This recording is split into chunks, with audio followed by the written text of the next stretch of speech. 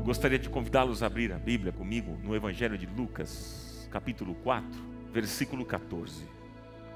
E nós podemos ler: Jesus voltou para a Galiléia no poder do Espírito, e por toda aquela região se espalhou a sua fama.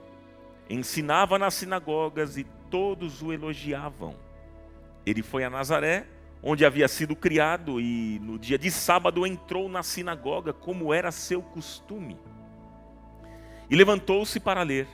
Foi-lhe entregue o livro do profeta Isaías, abriu-o e encontrou o lugar onde está escrito: O Espírito do Senhor está sobre mim, porque Ele me ungiu para pregar boas novas aos pobres. Ele me enviou para proclamar liberdade aos presos e recuperação da vista aos cegos, para libertar os oprimidos e proclamar o ano da graça do Senhor. Então ele fechou o livro, devolveu-o ao assistente e assentou-se. Na sinagoga, todos tinham os olhos fitos nele. E ele começou a dizer-lhes: Hoje se cumpriu a escritura que vocês acabaram de ouvir. E que o Espírito Santo nos abençoe nesta noite. Em nome de Jesus. Amém, queridos irmãos? Amém. Irmãos, a igreja precisa evangelizar o mundo. Eu vou repetir. A igreja precisa evangelizar o mundo. Essa foi a ordem que Jesus deixou para todos nós. É o texto lá de Marcos 16:15. Ide por todo mundo e pregai o evangelho a toda criatura. Vamos repetir juntos? Ide por todo mundo e pregai o evangelho a toda criatura. Alguns podem dizer o seguinte: mas Ronaldo, o meu chamado não é para evangelizar. O meu chamado é outro. Não, queridos, não. Na verdade, nós não recebemos um chamado. Nós recebemos uma ordem de Jesus. Não é chamado, é ordem de Jesus e nós precisamos cumpri-la. Amém? E por quê, gente? Por que nós devemos evangelizar? Simples. Olhando a realidade ao redor, nós ficamos cada vez mais estarrecidos, chocados. Gente, violência, pobreza, desmandos, anarquia, ódio, engano, mentira, corrupção e todo tipo de males tem dominado cada vez mais a sociedade, queridos. Vocês sabem disso. E a única coisa que pode mudar esse quadro é o Evangelho de Jesus. Não é a política, nem os políticos. A única coisa que pode mudar o mundo, mudar esse quadro que nós estamos vendo no mundo, nas nações, no Brasil, é o Evangelho de Jesus. Isso é muito importante ficar claro entre nós, que o que muda é o Evangelho. O que transforma é o Evangelho. E é muito interessante porque dentro da igreja nós cantamos, nós adoramos ao Senhor, nós oramos, nós ouvimos a palavra de Deus. E como isso faz bem para a gente, não é? Tantas vezes a gente diz assim: puxa, eu saí de lá tão bem, estou tão bem, saio leve, que coisa boa. Tem gente que por vezes diz assim: pastor Ronaldo, por mim eu ficaria mais tempo dentro ali do prédio, na igreja, cantando, adorando, ouvindo uma palavra, me faz tão bem. E olha, é verdade, nos faz bem mesmo, é gostoso. Mas a verdade é que quando nós saímos daqui do prédio, irmãos, e olhamos para o chão da vida, para a realidade, nós nos deparamos com toda essa miséria social. Alguém pode dizer o seguinte: mas o que é que isso tem a ver com a gente? O que é que isso tem a ver comigo, Ronaldo? O que é que isso tem a ver com a comunidade da graça? Tem tudo a ver, irmãos, mas tudo a ver. Porque o diabo sempre tenta destruir as bases da sociedade, a família, a igreja. Nós estamos vivendo, irmãos, dias de crise moral, social e espiritual. E é por isso que nós precisamos pregar o Evangelho. Porque nós cremos que quando alguém tem a sua vida transformada, tem a sua vida regenerada pela palavra, ela se torna uma pessoa melhor, que odeia o pecado, obedece a Deus e ama o seu próximo. Porque o Evangelho faz isso na vida de alguém. Amém, gente?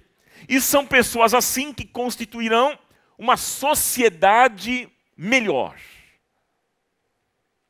Agora, irmãos, vamos para o texto. Vamos para o texto que nós acabamos de ler. Veja, o primeiro sermão de Jesus foi em Nazaré. Deixa eu falar algumas coisas para vocês do que eu disse semana passada, onde li esse mesmo texto e destaquei uma única frase que nós estudamos e meditamos. E hoje eu vou dar continuidade a esse texto. Mas é importante que você que não veio, não esteve aqui na semana passada, entenda algumas coisas relacionadas a esse texto, o contexto do que é que está acontecendo aqui. Então veja, o primeiro sermão de Jesus foi em Nazaré. Ali as pessoas o conheciam. Jesus nasceu aonde, irmãos? Em Belém. Mas ele foi criado em Nazaré. Ali as pessoas o conheciam, viram ele crescer e agora estavam diante de um homem que ganhara fama em todo Israel, porque Jesus, nesse momento, iniciando o seu ministério, estava curando pessoas, realizando sinais, prodígios, maravilhas, anunciando o Evangelho. E então, Jesus ganhou fama e ele volta para a sua terra, para a terra onde havia sido criado. As pessoas olhavam para ele, imagina só o impacto disso. Olha só, é este que a gente jogava bola junto. Mas não tinha na época. Mas era esse que nós brincávamos juntos, pelas ruas. Olha só o que ele se tornou. Você imagina o impacto disso? Era assim que estava acontecendo. E aí, diz o texto que certo dia, Jesus foi à sinagoga como era costume. Isso é muito importante. Ele ia à sinagoga como era costume. Veja, os seus pais ensinaram. Era uma prática da sua fé. E ele sempre ia ao templo. E então, diz o texto que lhe foi entregue o livro de Isaías, o rolo do livro de Isaías, e ele então abre no capítulo 61, e ele começa a ler, dizendo: o Espírito do Senhor está sobre mim. O Espírito do Senhor está sobre mim. Você pode fazer essa declaração nessa noite, querido? Vamos lá. O Espírito do Senhor está sobre mim. Mais uma vez, irmãos. O Espírito do Senhor está sobre mim. Isaías é um profeta messiânico. E essa profecia aponta para o Messias que viria e que teria sobre ele o Espírito Santo. E naquele momento, nesse momento histórico, nesse discurso histórico, meus irmãos, Jesus estava assumindo a sua identidade, dizendo: eu sou o Messias, eu sou aquele que vocês tanto esperavam, eu sou o cumprimento dessa promessa, o Espírito do Senhor está sobre mim. Aleluia! Gente, eu acho incrível, é maravilhosa a relação de Cristo com a igreja.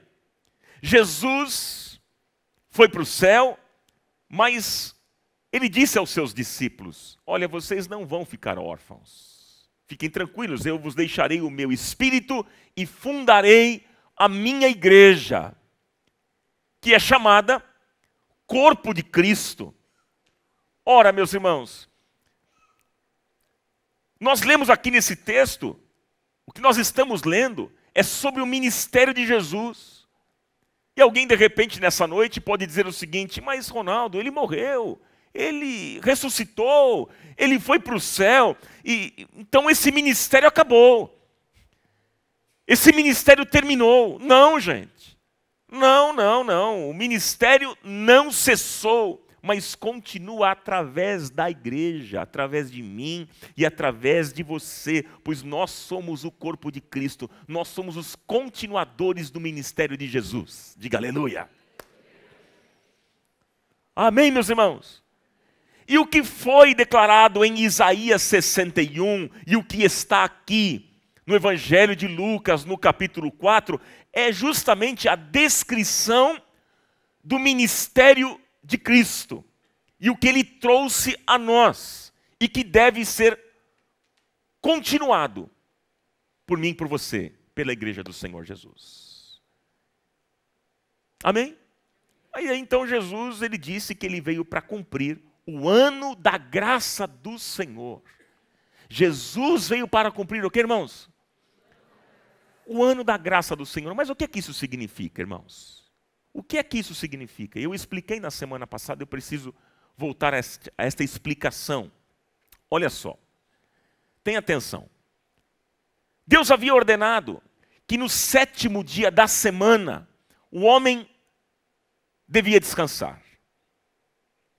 E no 7º ano, era a terra que descansava. Então veja bem, no 7º dia da semana, quem é que descansava? O homem. E no 7º ano, a terra descansava. Então, você imagina que a cada 7 anos ninguém plantava, não é? Ninguém colhia. O povo era sustentado por Deus. Era um ato de fé. Toda a provisão vinha de Deus. E eu quero dizer para você que isso continua até os dias de hoje, porque a nossa vida é sustentada pelo Senhor. Aleluia! Nós estamos aqui porque temos sido sustentados pelo Senhor. Até aqui nos ajudou o Senhor. Até aqui nos ajudou quem? O Senhor.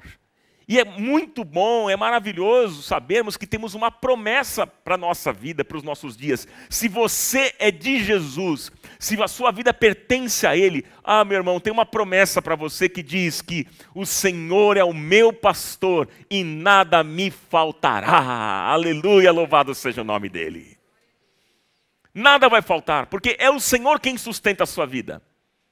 É o Senhor quem sustenta a sua casa. É Ele que coloca o pão sobre a sua mesa. É Ele que guia os seus passos, que guarda os seus filhos. É o Senhor que te livra de todo mal. Você acredita nisso ou não?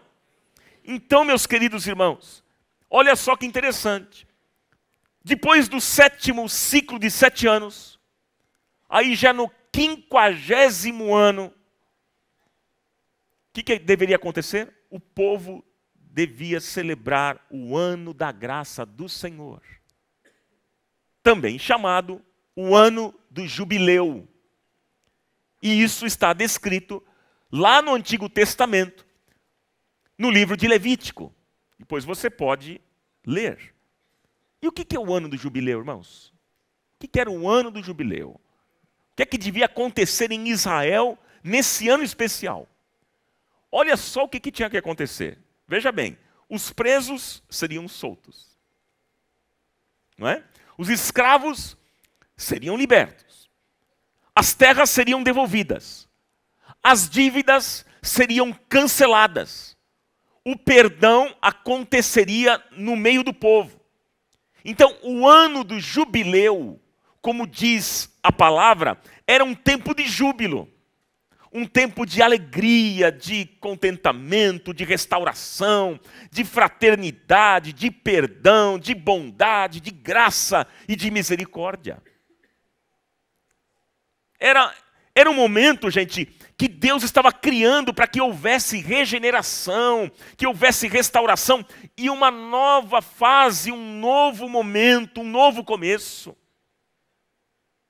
Agora, olha que interessante o que acontecia, meus queridos irmãos. Olha o que acontecia. Israel cumpria todas as festas e todos os ritos. Israel cumpria. Mas o ano do jubileu, não.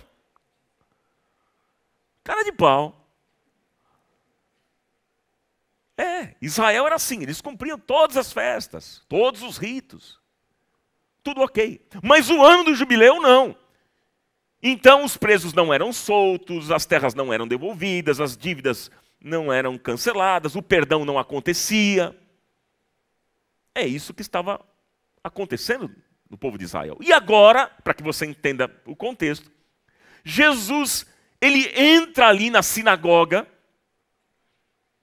e na frente dos doutores, dos religiosos, dos doutores da lei, dos curiosos que ali estavam por causa da sua fama, Jesus diz: o Espírito do Senhor está sobre mim. Eu vim cumprir o ano da graça do Senhor. Aquilo que vocês não fizeram, aquilo que vocês não cumpriram, vocês desobedeceram, eu vou fazer. E eu vou inaugurar um novo tempo em Israel, com um novo povo, a minha igreja.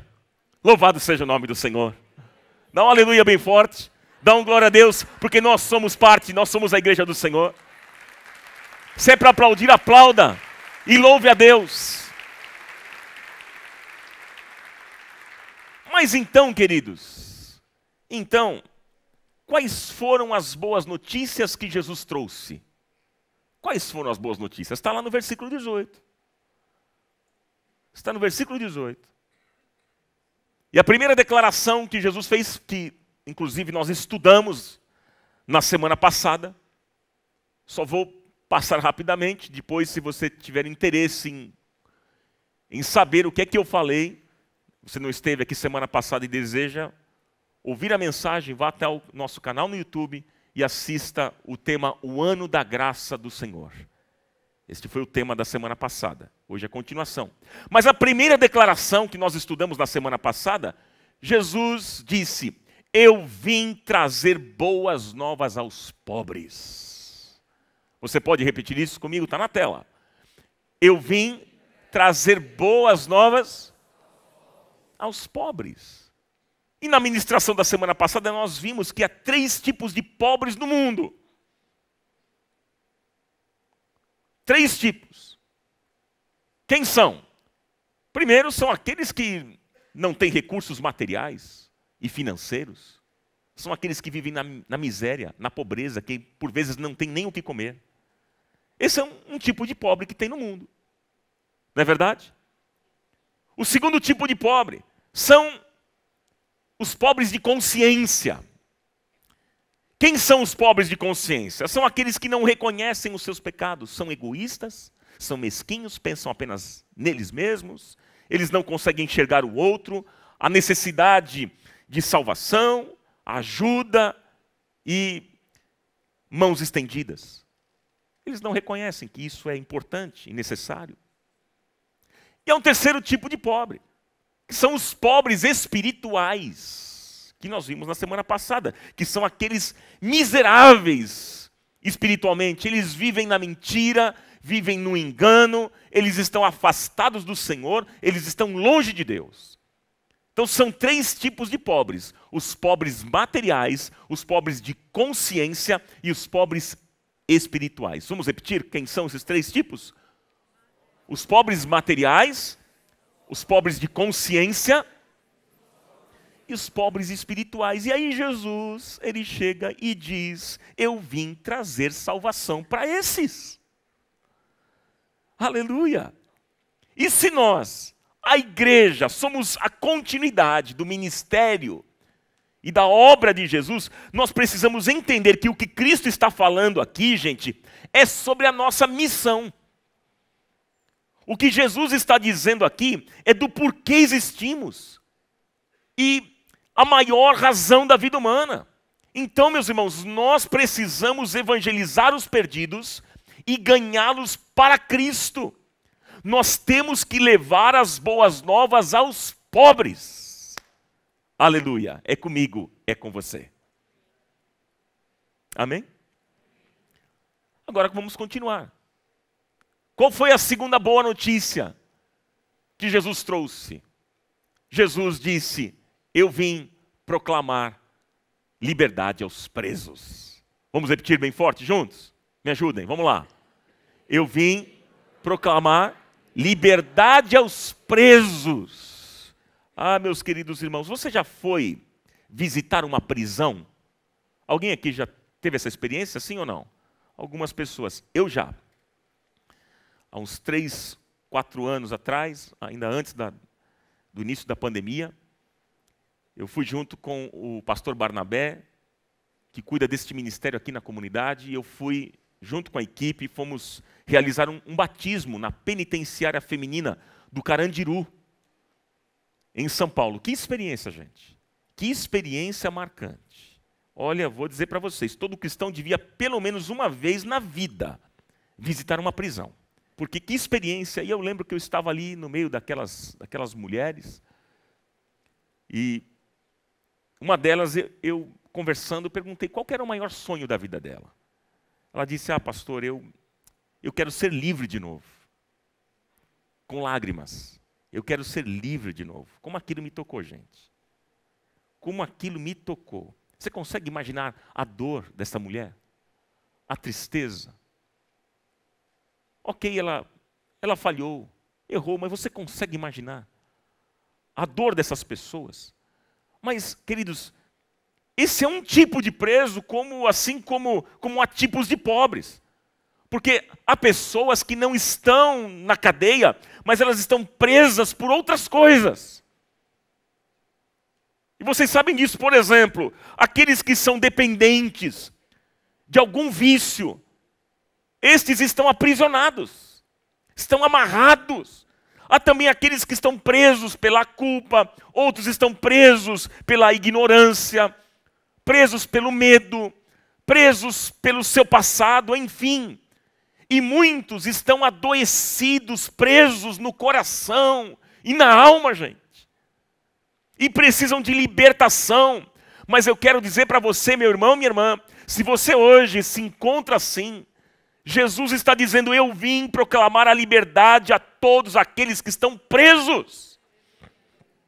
Eu liberto você das tuas amarras, do teu passado, do passado que te escraviza. Eu liberto, diz o Senhor, daquilo que está destruindo a sua vida. Eu liberto você de toda a maldade. Eu liberto você de todo engano. Eu liberto você porque em mim há liberdade e a vida e conhecereis a verdade e ela vos libertará. Louvado seja o nome do Senhor. Aleluia. Queridos irmãos, Jesus liberta de qualquer prisão. E como é importante a mensagem de libertação. Como é importante anunciarmos esta mensagem de libertação. E é muito interessante porque às vezes a gente olha para algumas pessoas, a gente se compadece dessas pessoas que choram e vivem aflitas dizendo, me ajudem, por favor. Não sei se você já teve oportunidade e se deparou com gente assim que se aproxima e diz, me ajude, eu quero mudar, mas eu não consigo. Você já viu gente dizendo isso, sim ou não? Eu quero mudar, mas eu não consigo. Como é difícil, eu não consigo. Essas pessoas precisam urgente de uma libertação, porque há muitos que estão escravizados pelo diabo. São pessoas que estão amarradas por Satanás. Estão controladas pelo mal. Alguns chegam até, meus irmãos, ao ponto de desejar tirar a própria vida. Que tristeza! Mas eu quero dizer para você que o nosso Deus não é um Deus da morte, é o Deus da vida. E Ele quer te dar vida nesta noite, e vida plena, e vida abundante. Receba aquilo que Ele tem para dar para você nesta noite. Receba esta vida abundante e esta vida plena que o Senhor dá a você. Então Ele trouxe as boas notícias aos pobres e a libertação para os presos. Por isso nós, igreja, nós precisamos também anunciar libertação aos cativos e levá-los a uma experiência, levá-los a Cristo. Louvado seja o nosso Deus libertador. Amém? Qual foi a terceira boa notícia que Jesus trouxe? Jesus disse, eu vim trazer vista aos cegos. Vamos repetir juntos, irmãos? Eu vim trazer vista aos cegos. Então veja, Jesus trouxe as boas novas aos pobres, libertação aos cativos e também vista aos cegos. E há uma estimativa, meus irmãos, de que há aproximadamente 50 milhões de cegos no mundo. Na Bíblia, nós encontramos cegos que foram curados por Jesus. Mas, irmãos queridos, muitos permanecem sem ver. Mas eu creio que a luz do Evangelho pode brilhar na mente e no coração dessas pessoas, levando salvação e transformação interior. Você acredita nisso ou não? Ah, como eu creio nisso. Gente, há outros tipos de cegueira que nós precisamos entender. Por exemplo, tem gente que cega nas suas relações interpessoais. Esse é um tipo de cegueira. Quem são esses cegos? São aqueles que não enxergam quem está ao seu lado, que não se importam com ninguém, com as pessoas, não conseguem se dar bem com ninguém, não têm amizades verdadeiras, amizades duradouras. São pessoas que vivem, meus irmãos, com travas emocionais e não conseguem se encaixar, não conseguem viver bem em grupo, em comunidade. É por isso que está cheio de gente que fica pulando de galho em galho, para cima e para baixo, não cria raiz em lugar algum, porque não consegue se dar bem com ninguém. Essa é uma realidade. Pessoas cegas assim, tem gente cega nas suas relações interpessoais. Há pessoas que quando descobrem uma falha no outro, alguma coisa que não concorda no outro, que não gosta, logo se afasta. Tem gente assim, que se afasta e já não consegue conviver mais. Ah, porque ele pensa diferente de mim. Que triste essa realidade. Por isso que em algumas igrejas, inclusive, ainda existe, algumas igrejas, não vou generalizar, mas algumas igrejas existem ainda racismo, preconceito com pobre, com negro, com mulheres. E sabe, gente, eu fico pensando, como é que Deus vai abençoar uma igreja assim? Como é que Deus pode abençoar uma igreja assim? Porque a Bíblia diz que Deus não faz acepção de pessoas. E mais, quem faz acepção de pessoas comete pecado. Isso é pecado, gente. É o que diz as Escrituras. Deus trata todos com a mesma dignidade. Todos são bem-vindos para o Senhor. Glória a Deus. Mas existe um outro tipo de cegueira, ainda a cegueira espiritual. É aquela pessoa que não aprende, que não cresce, que não amadurece, que fica com as mesmas mesma conversinha, mesma fala. As mesmas conversas, as mesmas picuinhas. Gente, é até gente que vem para a igreja, participa dos encontros, das reuniões, gosta, canta, louva a Deus, dá oferta, o dízimo. Mas, gente, ouve a palavra, ouve e não pratica, não obedece. Essa é uma realidade. Enfim, queridos, há muitos tipos de cegueira na vida. E Jesus está dizendo aqui, eu vim trazer vista aos cegos. Eu vim trazer vista aos cegos. Queridos, nós precisamos pregar e anunciar a verdade que traz vista aos cegos. Esse é o papel nosso, da igreja. Nós somos os continuadores do ministério de Jesus. Amém?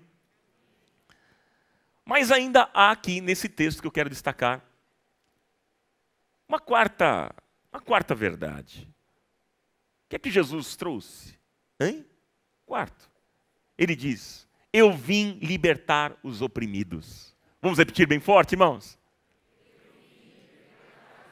Mas eu queria que você falasse com mais empolgação, mais forte. Vamos lá.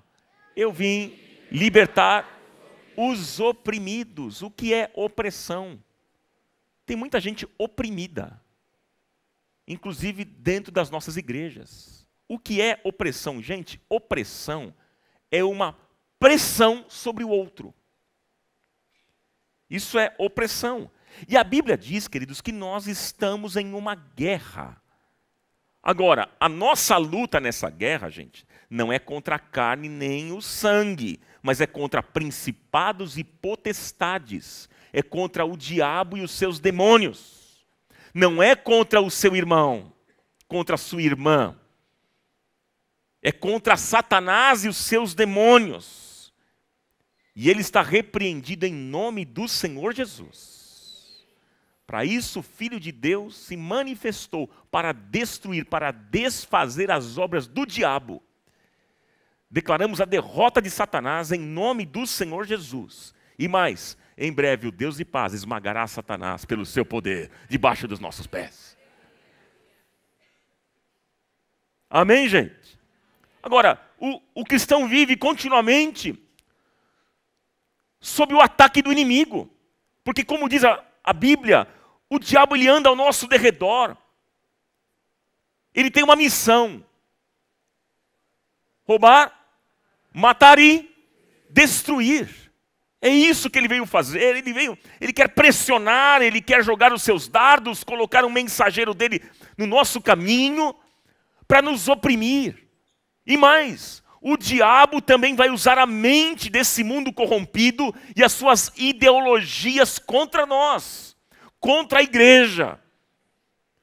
Você quer ver só as características da geração de hoje, a geração atual? Deixa eu pontuar aqui algumas características da geração atual. Primeira característica, a geração é hedonista.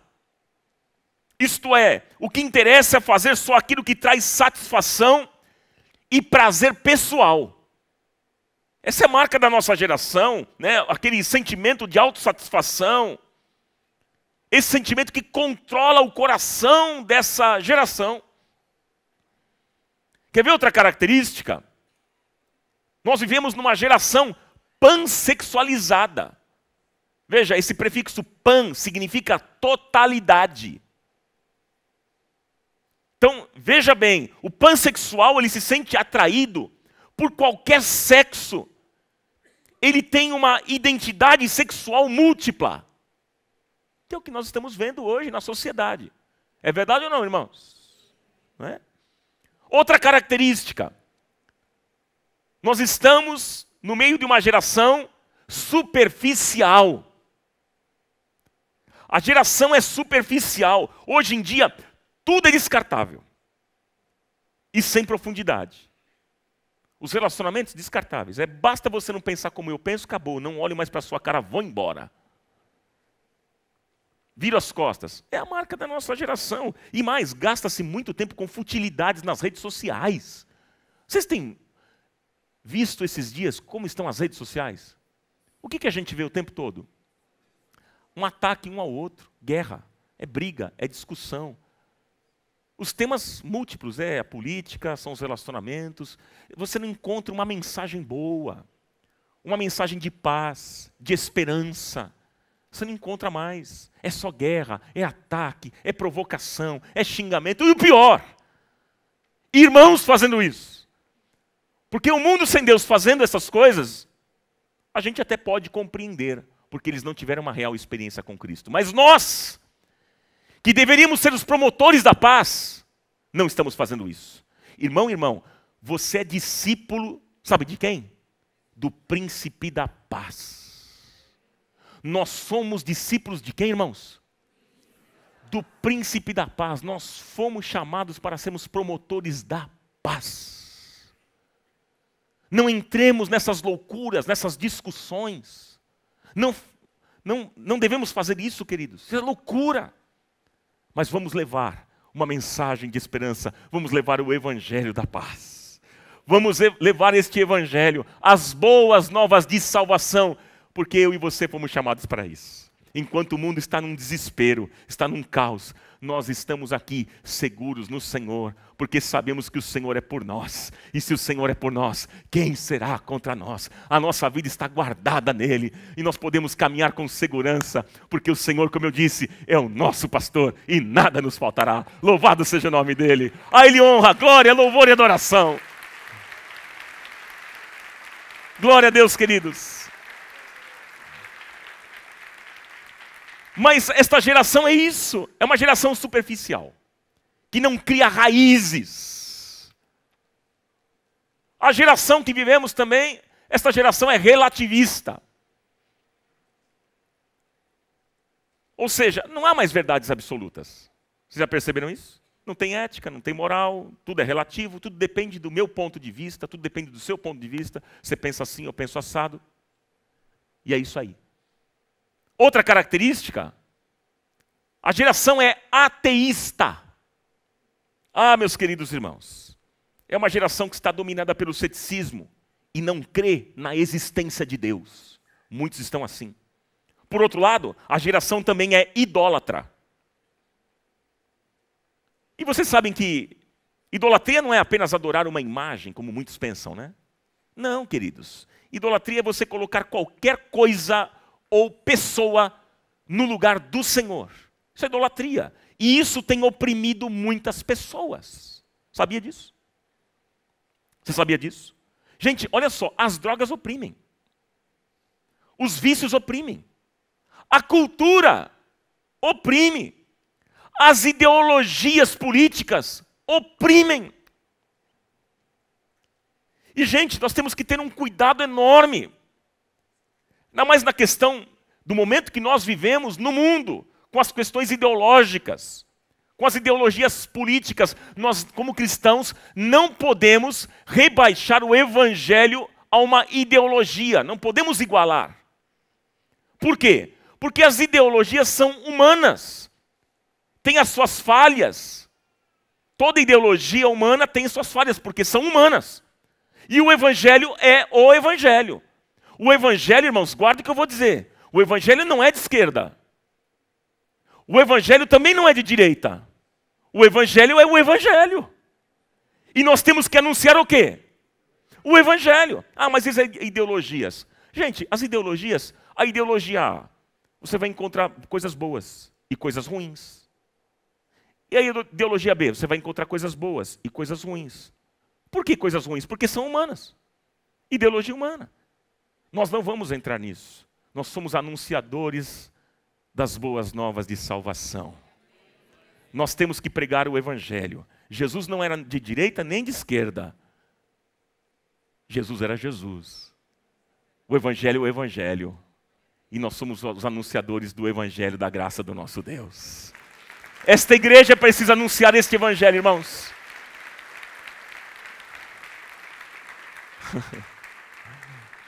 Eu não sei como cai isso no seu coração. Ainda mais diante do momento que a gente está vivendo, que há tanto... Eu não sei como isso cai no seu coração. Mas eu estou dizendo aquilo que a Bíblia diz. Gente, nós precisamos ser anunciadores das boas novas de salvação. A igreja foi chamada para isso. Eu quero ser e você. Hein? Cadê o sorriso no seu rosto aí? Hã? Vamos embora, gente? Vamos juntos, nessa ou não? Sim ou não? Com quantos podemos contar aqui nessa comunidade? Vamos embora, gente, vamos embora. Tem muita coisa para a gente fazer. Mas a gente... Gente, é uma realidade. Nós vivemos um tempo tão difícil de deterioração moral. Vocês sabem muito bem disso. A inversão de valores e de papéis bíblicos do homem e da mulher tem sido gritante, gente. E diante disso, a nossa oração tem que ser: Senhor, tem misericórdia, Senhor. Tem misericórdia da minha vida. Tem misericórdia da minha nação, Senhor. Tem misericórdia desta comunidade. Tem misericórdia da tua igreja, Senhor. Alcança-nos com tua graça e teu favor. Essa tem que ser a nossa oração diária. E aí então, Jesus, ele vem e ele diz o seguinte: eu vim quebrar a cadeia dos oprimidos. Aleluia! Agora, você consegue, diante disso, você consegue entender o porquê que nós devemos levar as boas novas da salvação? Você consegue assimilar, você consegue compreender, consegue entender o porquê? E no verso 18, você pode me acompanhar aí, Jesus diz: o Espírito do Senhor está sobre mim, porque Ele me ungiu para pregar boas novas aos pobres. Ele me enviou para proclamar liberdade aos presos e recuperação da vista aos cegos, para libertar os oprimidos. E aí diz, este é o ano da graça do Senhor. Jesus está dizendo, este é o ano do jubileu, o ano em que a igreja vai cumprir o seu chamado, o ano da grande celebração do perdão, da graça e da bondade de Deus.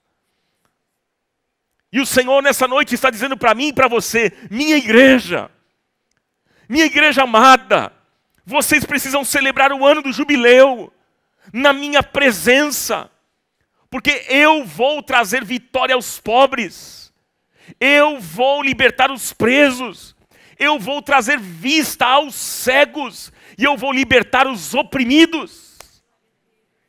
Ah, irmãos queridos, e a igreja do Senhor, como diz o apóstolo Paulo, será triunfante na terra. E um dia será arrebatada como noiva ataviada, a presença do Senhor. O céu está a caminho de nós. O céu está a caminho de nós, meus queridos irmãos. Amém, queridos? Paulo, o apóstolo, declarou que aqueles que esperam em Cristo somente para esta vida são os mais miseráveis de todos os homens. Se nós esperamos em Cristo só para esta vida, nós somos os mais miseráveis de todos os homens. Por isso, queridos, nós esperamos em Cristo para a eternidade. E nós podemos levar muitas pessoas com a gente. Ah, sim, queridos. Sim, é isso que nós queremos. Por isso que nós temos que proclamar o ano da graça do Senhor. Eu e você fomos chamados para isso. Para sermos proclamadores do ano da graça do Senhor e para dizer às pessoas em todos os lugares, em todos os cantos, você e eu podemos dizer, olha, o Senhor é bom, o Senhor é misericordioso, o Senhor é um Deus perdoador e Ele quer resgatar a tua vida. Em nome do Senhor Jesus, nós precisamos evangelizar, igreja amada, comunidade da graça. Este é um tema da nossa comunidade, uma série que propõe isso. Sermos proclamadores. Nós precisamos evangelizar. Alguém pode perguntar o seguinte, mas para que evangelizar, Ronaldo? Para quê? É só para crescermos em número de pessoas na igreja? É só para isso? Deixa eu dizer para você que não é isso não. Por que a gente tem que evangelizar? Queridos, é para resgatarmos essas pessoas que a Bíblia descreveu aqui para nós hoje. É para darmos continuidade a essa obra, ao ministério de Cristo. Vamos proclamar, vamos evangelizar, porque o Espírito do Senhor está sobre nós. Porque Ele nos ungiu, o Espírito do Senhor está sobre você. O Espírito do Senhor está sobre a igreja, queridos irmãos. Aleluia! E nós somos os proclamadores das boas novas de salvação. Eu e você juntos, somos nós que vamos levar as boas notícias aos pobres. Somos nós, meus irmãos, somos nós que vamos levar a libertação de Jesus aos presos.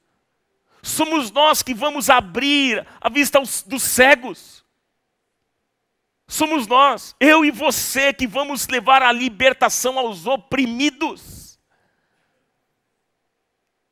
Essa é a nossa missão. É para isso que a igreja existe. Nós não somos um clube, como sempre meu pai disse aqui nessa comunidade, igreja não é clube, nós não somos um clube, nós não somos um clube de encontro. Não, nós somos o corpo vivo de Cristo aqui nessa terra. Louvado seja Ele. E onde Cristo está, a ministração de poder, de graça. Louvado seja o nome dEle. E Jesus está aqui nessa noite. Quantos acreditam na presença do Senhor neste lugar? Você crê nisso ou não? Olha, queridos, o Senhor está aqui e Ele está com a sua igreja, Ele está lá no pequeno grupo. Você que é um líder de célula, saiba disso, que o Senhor está lá. Ele está nas ruas, Ele está nos shoppings, nas praças, nas universidades, em todos os lugares. Então você que é crente em Jesus, fale dEle lá na universidade, no colégio, na faculdade, no seu trabalho. Fale dEle para os seus vizinhos, fale dEle para os seus familiares. Proclame essas verdades, meu irmão, minha irmã, porque a vinda do Senhor está próxima. O Rei está voltando, gente. Jesus está voltando, então a gente não tem tempo a perder. A gente não pode ficar gastando tempo com ataques, com discussões tolas e vãs.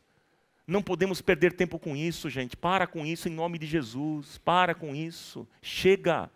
Vamos parar com esse ataque e vamos proclamar agora. É hora, é momento da igreja entrar neste mundo que está num caos. Nós vamos entrar com o evangelho da paz e vamos alcançar pessoas para Jesus. É momento da gente fazer isso, que você seja assim um instrumento de Deus para ganhar pessoas para Cristo. Amar as pessoas, acolher as pessoas. Ah, meu irmão, minha irmã, porque Deus quer te usar poderosamente e Ele vai te usar para a honra e para a glória do nome dEle. Em nome de Jesus, eu creio nisso. Eu creio nisso. Eu quero concluir para nós participarmos da ceia nesta noite. Eu quero concluir essa mensagem e eu gostaria que você ficasse em pé comigo para a gente concluir juntos. Porque eu coloquei algo na tela aqui para você me acompanhar. Olha só, querido. Veja bem aqui, me acompanhe. Por que nós devemos evangelizar? Porque nós somos os continuadores do ministério de Jesus. Mas como é que a gente faz isso? Como é que a gente pode evangelizar? Algo prático para você. Algo prático. Veja bem, olha lá. Lembre-se que falar de Jesus é a nossa missão. Vamos repetir juntos? É a nossa missão. É uma ordem. Ah, não tenho chamado. Não é meu chamado. Não tem a ver com chamado, tem a ver com ordem. Jesus disse, ide por todo mundo e pregai o evangelho a toda criatura. É a missão da igreja. Essa é a missão. Vamos lá, continuando. Antes de tudo, ame e respeite as pessoas. E ore por elas. Você está orando por alguém? Você quer ver um familiar seu convertido? Um amigo no trabalho? Colega de trabalho? Quem que o Espírito Santo está mostrando para você nesta noite? Que você deve orar. Mas lembre-se que, antes de tudo, você deve fazer o quê? Amar e respeitar. E ore por essa pessoa. Continuando. Saiba ouvir as pessoas. Conheça as suas dores e angústias. Até aqui por enquanto, olha só. Conheça as suas dores e angústias. Saiba ouvir as pessoas. Não chega você lá para evangelizar já metralhando. Seu pecador vai para o inferno. Seu pecador. E quem você votou? Ah, é? Vai para o inferno. É assim que a gente ganha as pessoas para Jesus? É assim, irmãos? Não. Não. A gente tem que ouvir as pessoas. Sabe qual é o nosso problema? Que a gente fala muito. A gente fala demais, gente. E a gente não ouve. Você precisa conhecer a história das pessoas. Conheça as dores das pessoas. É importante. Assim você conseguirá evangelizá-las com mais eficácia. Amém, gente? Tá certo ou não?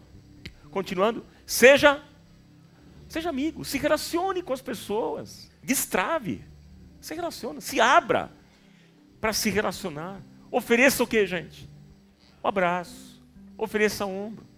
Veja, não são apenas as palavras que falam sobre Deus. A sua atitude vai dizer tudo. Portanto, tome cuidado com aquilo que você fala e como você age. Você pode espantar. Tomemos cuidado. Amém? Continuando, vamos lá? Não discuta religião. Para com isso. A minha religião que é verdadeira, a sua é falsa. A pessoa vai travar o coração, vai fechar o coração. Não fique discutindo essas coisas. Né? Não discuta a religião. Não imponha a sua fé às pessoas, mas fale com brandura. Fale com mansidão, com graça. E Deus vai te dar graça. Amém? Em nome de Jesus? O que mais? Conte o seu testemunho. Fale da sua vida, da sua conversão, daquilo que Cristo fez na sua vida. Quantos aqui foram transformados e alcançados pela graça? Você tem o que falar ou não? Então conte. Olha, eu era assim. Era uma pessoa que agia dessa maneira. Mas eu conheci alguém que transformou a minha vida. E você conte o seu testemunho. Fale daquilo que Jesus fez na sua vida. E mais? Convide o outro a estudar a Bíblia juntos, com leveza.